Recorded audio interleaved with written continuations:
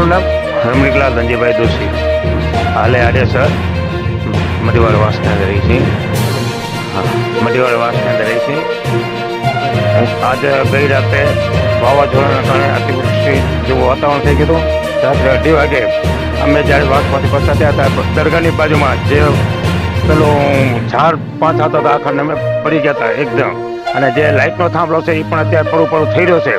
અમે વિશેષની અંદર અમે જાણ કરતા દરગાહવાળા ભાઈઓ પણ એ ટાઈમે રાત્રે સવારે આવી ગયા, ઝાડ કટિંગ કર્યો અને ગામના સહકાર વાસનો સહકાર થઈ ગયો.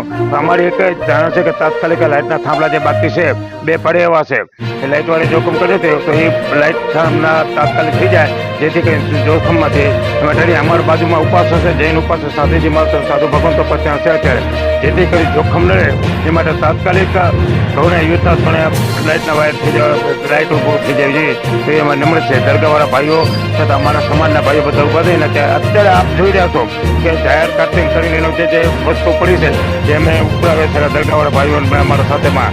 તો આપણે ખાસ આ અતિવૃષ્ટિ કુદરતી અતિવૃષ્ટિ છે, તો એના પછી જે પ્રાથમિકતા સુવિધા હોય એ તાત્કાલિક થાય એની કિંમત છે. ઝાડકોક ઉપર પડે કે લાઇટ પડે તો બધા નુકસાન થાય, એ રીતે અમારી છે તાત્કાલિક લાઇટના થાંભલા ઊભા કરી અને તાત્કાલિક યુદ્ધના ધોરણે કામ કરીને જે રીતે પરિસ્થિતિ હતી સારામાં સારી રીતે થઈ જાય એ અમારી અપેક્ષા છે.